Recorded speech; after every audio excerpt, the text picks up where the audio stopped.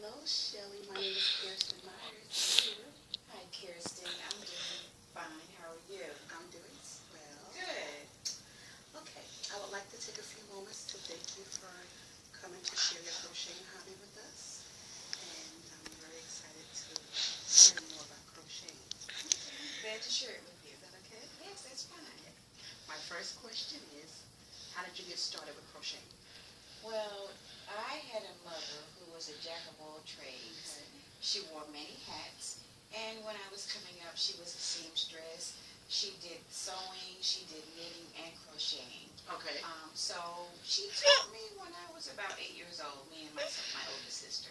Okay, about 8? Yeah, I was about 8 years old when I first learned. Okay. Yeah. So, my first question is, what's the difference between crocheting and needlework? Okay. Well, the basic difference is that in crocheting you use a hook. Okay. It's called a crochet hook. Okay. And in knitting you use 2 needles. Well, actually 2 or more, but the basic thing is you use 2 needles. So even though the stitchings are a little bit different, the basic difference is the tools that you use. Okay, and that's when it goes like this with the Right, that's knitting. The knitting. Right. Okay, the 2 hooks. Right. Okay. So, I see that you have an array of yarns here. So can you go over some of the different types of yarns? Yes.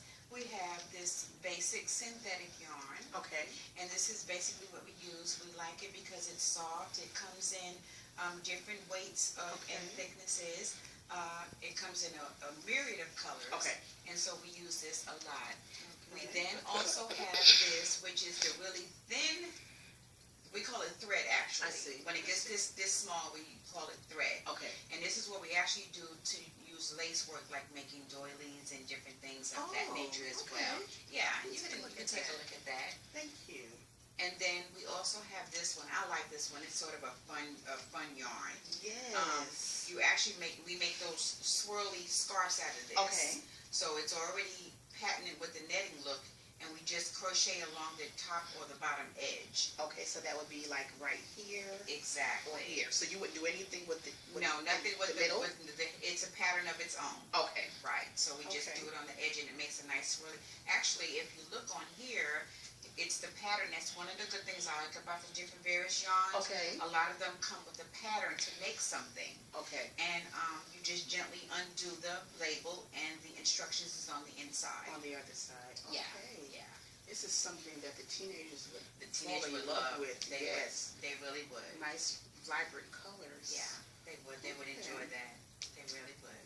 That's wonderful. Now I had a question. Sometimes I'm in Hobby Lobby and I hear the ladies in the aisle speaking about the dye lots, and I was wondering what they were actually talking about, but I never dare ask them. So what is a dye lot? Well, it's really simple. It's actually kind of important. Okay. But let me show you where you would look. The reason why we're concerned about dye lots is because it's just like when they're dyeing fabric. Okay. You want to make sure that you're getting the fabric or the yarn that's coming from the same dye. Okay. Because it'll vary in its intensity, and the vibrancy, and the shade will vary if you don't. Okay. So when you find out how much yarn you're going to use, and I'll show you that in a minute about the books. When you find out how much yarn you're going to need, you make sure that you look on the label, and it'll give you a number. Okay. Make sure all of the yarn that you're getting from there is coming from that number. That's the dye lot. Okay. Okay. And that's how you tell on that. Great. This way the color of your finished garment is going to be even. Okay, I always wondered about that. Right. So, do you have any crochet hooks that you can kind of show me? Oh, sure, I do. I have these. So these are the basic ones. They come in different sizes, and the sizes are used based on how big or how small you want your stitches to be. Okay. So those are the standard sizes. Okay. And then we also have these that are really, really tiny, Kirsten. And these are the ones that they use to make the lace work, like the doilies and the different things that they made back in the day. Wow, that's really tiny. Yes. It's really tiny. And then because I do this a lot, I treated myself. Okay. I have ones that light up. Really? You're not going to be able to see it now, but they actually, the acrylic part actually lights up. And they also come in different sizes. Those are different colors. Wow. They designate the different sizes. Okay. But isn't that cool? Yes, so you really are into crochet. Yes, I am. Okay. I really am.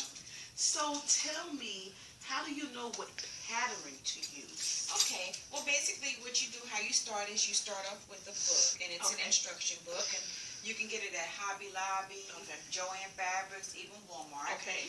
And this one happens to be a Think Pink book, and it is for breast cancer awareness. So it has different patterns and instructions for hats and the little breast cancer awareness pin made out of crochet. And then when you open it, it's going to give you the instructions. You're going to first learn the basic stitches, which is single crochet, double crochet, triple crochet.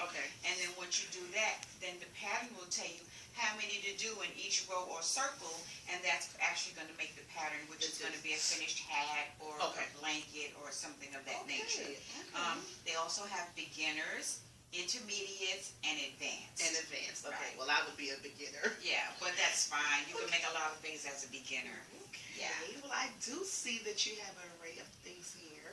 So, could you tell me a little bit about some of the things that you brought? Yes. Well, these are hats. They're called slouch hats, and the reason why is because once you put them on, then you slouch them back, and they make a nice little pattern. Oh, yeah. Okay. So these are slouch hats, and I make them in all different colors. Okay, it's really and soft. sizes. Yeah, it is really soft. This is a larger one. Okay. But like I said, you just put it on, and then you slouch it in the back, and it makes a nice little pattern.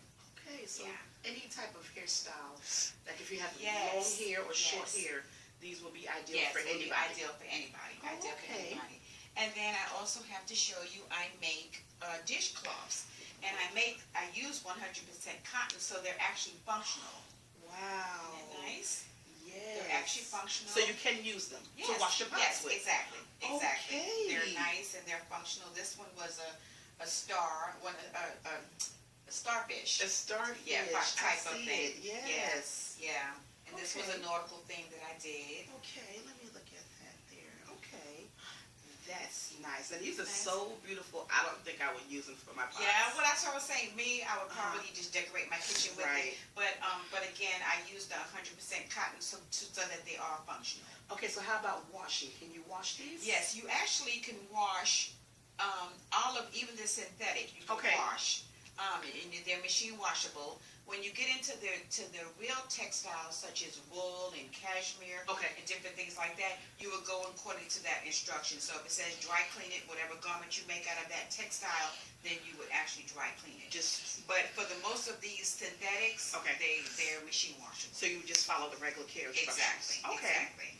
Okay, so let me ask you, what would be the stitch that a beginner would use, and what could I make with the beginning stitch? Well, actually, I'm glad you asked me that. It would actually be the single crochet, and this is something that little girls can make, or little girls and guys. Because I don't know if you know, but Rosie Greer, the NFL football player, he loved to crochet. Oh, really? Yeah. Well, actually, I think he knitted. Okay. Yeah, he knitted or crochet. It was one of those, so he really enjoyed it.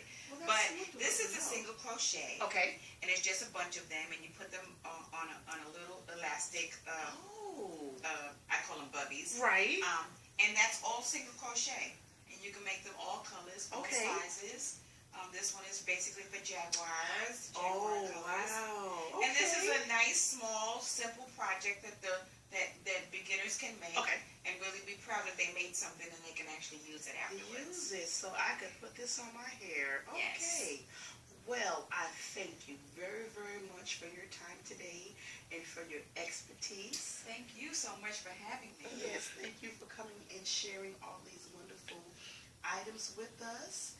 And I'm pretty sure that I will be trying some of these techniques a little later. Well, and if you ever need my help, what I'm going to do is I'm just going to leave some business cards with you. That'd be fine. That'd be great. Because I do enjoy my craft very much, and I really enjoy even teaching it as well. So maybe you might want to get a group of girls or a group of ladies together, for a couple of evenings. Well, I'll just go ahead and teach them. Okay. Well, I thank you very much for your time today. You have a great day. Thanks, Shelley. You're welcome. Goodbye.